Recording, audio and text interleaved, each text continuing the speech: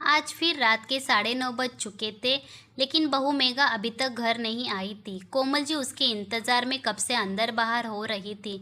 बीच बीच में अपने 7 वर्षीय पोते मनु को भी देखकर आ रही थी, जो कि अपनी मम्मी को याद करते हुए सो चुका था। तभी बाहर एक कार आकर रुकी। उसमें से मेघा बाहर निकल कर आई। उसके घर की रिंग बजाने से पहले ही कोमल जी ने जाकर दरवाज़ा खोल दिया। ये देखकर मेघा मुंह बिगाड़ते हुए अंदर आई। तब कोमल जी ने दरवाज़ा बंद किया और अंदर जाती हुई मेघा से सवाल किया, बहू, आज फिर तुम लेट आई हो? कम से कम ख्याल तो रखो कि मनु तुम्हारा इंतज़ार करता होगा। वो छोटा बच्चा तो अपनी माँ को देखने को भी तरस गया है आजकल। अरे, पिता नहीं है उसके, लेकिन कम से कम माँ होने के नाते तुम थोड़ा ध्यान तो रखो उसका। और कौन था वो जिसके साथ तुम आई हो? ये सुनकर मेघा का दिमाग खराब हो गया। आजकल वैसे भी वो कहाँ किसी की सुनती है। उसने पलट कर कहा, मम्मी जी, मैं कभी भी आऊँ और किसी के साथ भी आऊँ, आप होती कौन हो मुझसे ये सवाल करने वाली? बहू, कैसी बात कर रही हो तुम? मैं तुम्हारी सास हूँ, इसी घर की एक सदस्य हूँ। क्या मुझे कुछ बोलने का हक नहीं है? कोमल जी ने कहा। सुनकर मेघा पलटते हुए बोली, नहीं है, बिल्कुल नहीं है। मम्मी जी, ये घर मेरे पति ने खरीदा था, इस पर मेरा हक है। आपका यहाँ कोई काम नहीं है। निकलिए आप यहाँ से। अब मैं आपकी जिम्मेदारी नहीं उठा सकती। अचानक अपनी बहू मेघा के मुंह से ये बातें सुनकर कोमल जी के पैर वही के वही कम थम गए। बहू, ये तू क्या कह रही है? अगर तुझे मुझे घर से निकाल देगी तो मैं कहाँ जाऊँगी? मेरा तो इस दुनिया में अब कोई भी नहीं है। कोमल जी बहू मेघा के सामने आंखों से आंसू लाकर बोली, तो मैं क्या करूँ? बहुत सारे वृद्धाश्रम हैं शहर में, वहाँ जाकर रह लीजिए। आपकी पूरी ज़िंदगी भर का ठेका मैंने नहीं ले रखा। मेघा कठोर बनते हुए बोली, बहू ऐसा मत बोल। मेरा इस दुनिया में तुम्हारे और मनु के अलावा है ही कौन?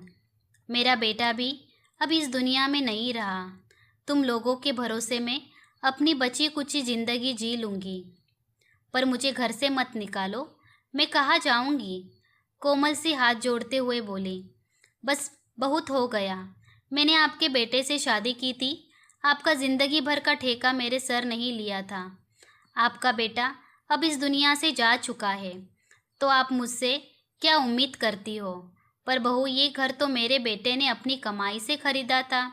तू मुझे इसमें से कैसे निकाल सकती है? बिल्कुल निकाल सकती हूँ। आपके बेटे ने ये घर अपनी कमाई से खरीदा था और ये घर उसके नाम पर ही था। अब उसकी विधवा होने के नाते में ये घर मेरा है, इसलिए चुपचाप निकल यहाँ से। मुझे आपकी शक्ल भी नहीं देखनी है। कहते हुए मेघा ने कोमल जी की बाह पकड़ी और ज़बरदस्ती खींचते हुए उन्हें घर के दरवाजे पर ले आई। ज़बरदस्ती बाहर धकेलते हुए घर का दरवाज़ा अंदर से बंद कर लिया।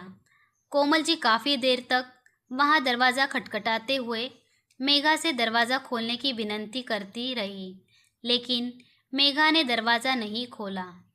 हाँ, आस पड़ोस की भीड़ ज़रूर इकट्ठी हो गई। तकरीबन 1.5-2 घंटे तक कोमल जी घर के दरवाजे के बाहर बैठी ही रही, पर मेघा तो इतनी संगदिल हो चुकी थी कि उसने दरवाज़ा ही नहीं खोला। अब रात के 12 बज रहे थे। उन्हें समझ में ही नहीं आ रहा था कि वो जाए तो कहाँ जाए। धीरे धीरे भीड़ कम होती गई। आखिर कौन इस पचड़े में पड़ना चाहते हैं? आजकल किसके पास इतना वक्त है? लेकिन पड़ोस में रहने वाली कोमल जी की सहेली सुधा और उनका बेटा मनन उनके पास आए और उन्हें अपने साथ अपने घर ले आए। उन्हें घर ले आने के बावजूद भी कोमल जी के आंसू रुक नहीं रहे थे।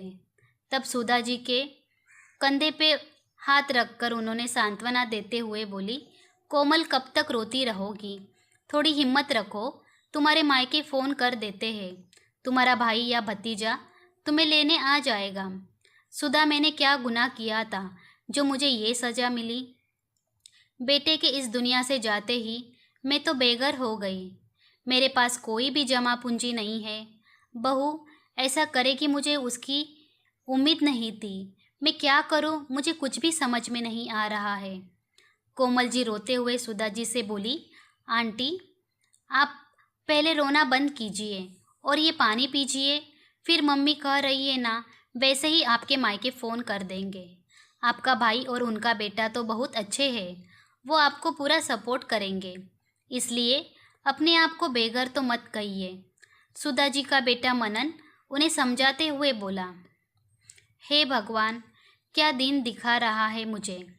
क्या एक माँ अपने बेटे की कमाई पर कोई हक नहीं रखती? उसके मरते ही उसकी प्रॉपर्टी उसकी पत्नी की हो गई। भला ये कैसा कानून है? कोमल जी रोते हुए बोली। बड़ी मुश्किल से सुधा जी और मनन ने उन्हें समझाया। काफ़ी देर तक वो यूं ही मौन रही। तब सुधा जी के समझाने पर वो आराम करने के लिए पलंग पर लेट गई। पलंग पर लेटे लेटे ही उन्हें अपनी पिछली ज़िंदगी याद आने लगी। कितनी खुशहाल ज़िंदगी थी उनकी। उनका विवाह संयुक्त परिवार में हुआ था। घर में सास ससुर, दो जेठ जेठानी, उनके बच्चे, पति, वो और उनका छोटा सा बेटा पवन। पति पारिवारिक व्यापार में ही अपने भाइयों के साथ मिलकर काम करते थे। सब कुछ सही चल रहा था कि एक दिन घर आते समय उनके पति का एक्सीडेंट हो गया और वो दुनिया से चल बसे। वो दुनिया से क्या गए, ससुराल वालों ने भी वह मुंह फेर लिया और 15 दिन होते ही उन्हें उनके भाई के साथ भेज दिया और उन्हें कोई हिस्सा भी नहीं दिया गया। उस समय उन्होंने अपने हिस्से के लिए लड़ा भी नहीं। तब कोमल जी को उनके बड़े भाई ने ही संभाला था। उनका भाग्य अच्छा था कि उनकी भाभी ने भी पूरा सपोर्ट किया था। अपनी शादी के पहले उन्होंने सिर्फ ग्रेजुएशन किया था। यहाँ आने के बाद उनके भैया ने उन्हें पोस्ट ग्रेजुएट करवाया और एक स्कूल में उनकी नौकरी लगवा दी। नौकरी लगने के बाद भैया भाभी के मना करने के बावजूद भी वो घर के पास ही किराए के कमरे में शिफ्ट हो गई और अपना और अपने बेटे का खर्चा खुद उठाने लगी। पवन भी पढ़ने में अच्छा था। जब वो बड़ा हुआ तो पढ़ लिख कर उसने एक एमएनएस की नौकरी ज्वाइन कर ली। नौकरी लगने के बाद काफ़ी देखभाल करके मेघा के साथ कोमल जी ने उसकी शादी करवा दी। मेघा भी बहुत जल्दी इस घर में रस बस गई। 2 साल बाद वो बेटे मनु की माँ भी बन गई। अब घर के अधिकतर सारे खर्च पवन ही उठाता था और कोमल जी की सैलरी सेविंग के तौर पर सेफ हो जाती थी। पर एक कमी हमेशा होती थी कि उनका अपना खुद का कोई घर नहीं था। वो लोग किराए के घर में ही रह रहे थे। तब 1 साल पहले पवन ने अपना खुद का मकान खरीदा था, जिसमें कोमल जी ने भी अपनी सारी सेविंग दे दी थी। जब मकान खरीदने की बात आई थी तो पवन मकान कोमल जी के नाम से ही खरीदना चाहता था, पर कोमल जी ने मना कर दिया, ये कहकर कि मकान मेरे नाम से खरीदो या तुम्हारे नाम से, रहना तो हमें साथ ही है। लेकिन अभी 7 महीने पहले पवन जब ऑफिस में था तो उसे कार्डियक अरेस्ट के कारण वो वही ख़त्म हो गया। तब मेघा और मनु का रो रो कर बुरा हाल था। कोमल जी ने भी अपना इकलौता बेटा खोया था, लेकिन अपनी बहू और पोते के कारण उन्होंने अपने आप को मजबूत कर लिया।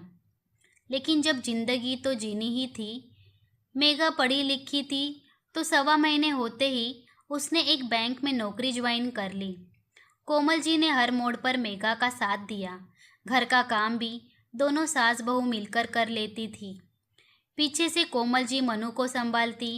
उन्होंने मेघा के पहनने ओढ़ने को लेकर भी कभी टोका टोकी नहीं की। कुछ दिन तो सब कुछ ठीक चला, लेकिन उसके बाद मेघा के स्वभाव में फ़र्क आने लगा। अभी पिछले 15-20 दिन से मेघा लेट आने लगी थी और लेट भी आती तो हमेशा किसी न किसी लड़के के साथ आती। अब तो आस पड़ोस में भी बातें होने लगी थी। कोमल जी उससे पूछने की कोशिश करती तो वो भड़क जाती। उन्होंने मेघा को यहाँ तक भी कहा कि अगर वो शादी करना चाहती है तो बेहिचक कर सकती है, मनु को वो संभाल लेगी। लेकिन मेघा ने कोई जवाब नहीं दिया। पता नहीं क्या चल रहा था उसके मन में। लेकिन आज ये सब होगा इसकी तो कोमल जी को बिल्कुल भी उम्मीद नहीं थी। सोचते सोचते कब कोमल जी को नींद आ गई, उन्हें पता ही नहीं चला। सुबह जब उनकी नींद खुली तो बाहर उनके भैया की आवाज़ आ रही थी। वो उठकर बाहर आई तो उन्हें देखते ही वो रो पड़ी। आखिर उनके भैया ने उन्हें हिम्मत बंधाई और उन्हें लेकर अपने घर आ गए। घर आने के बाद कोमल जी अपने भाई के परिवार के साथ बैठे हुई थी। तब कोमल जी बोली, क्या मेरी पूरी जिंदगी ऐसे ही बीतेगी? ससुराल से मुझे कुछ नहीं मिला और अब बेटा भी नहीं रहा। बेटे की संपत्ति से भी उसकी पत्नी ने मुझे बेदखल करके बाहर फेंक दिया, जैसे मेरा कोई अस्तित्व ही नहीं है। और कहते कहते वो रोने लगी। तब उनका भतीजा बोला, बुआ, आप चाहो तो कानूनन उस प्रॉपर्टी में अपना हिस्सा ले ही सकती हो बेटा, पर कानूनन कहता है कि पति की मृत्यु के बाद उसकी सारी संपत्ति उसकी विधवा की ही हो जाती है। तो भला मुझे उस घर में कहाँ से हिस्सा मिलेगा? इसलिए तो बहू ने मुझे उस घर से धक्के देकर निकाल दिया। कोमल जी उदास होते हुए बोले, बुआ, ये सिर्फ एक अधूरा ज्ञान है। कई लोगों को तो ये पता ही नहीं है कि यदि शादीशुदा बेटे की मृत्यु के बाद संपत्ति उसकी विधवा पत्नी को मिलती है तो वो माता पिता को घर से बेघर नहीं कर सकती है, क्योंकि हिंदू उत्तराधिकार अधिनियम के अनुसार माता पिता को भी संपत्ति में अधिकार प्राप्त होते हैं। उनके भतीजे ने उन्हें समझाया। क्या सचमुच ऐसा हो सकता है? कोमल जी हैरानी से बोली, क्यों नहीं हो सकता बुआ, हिम्मत करोगी तो बिल्कुल होगा। अपने पति के संपत्ति में आपने हिस्सा छोड़ दिया, लड़े तक नहीं, लेकिन क्या बेटे की संपत्ति भी यूं ही हाथ से जाने दोगे? जबकि आपकी बहू के लक्षण ऐसे नहीं लग रहे हैं कि वो मकान भी वो संभाल पाएगी। इसलिए लड़ो। आखिर अपने भतीजे के बात कोमल जी को बहुत अच्छे से समझ में आ गई और उन्होंने उसकी मदद से मेघा पर केस फाइल कर दिया।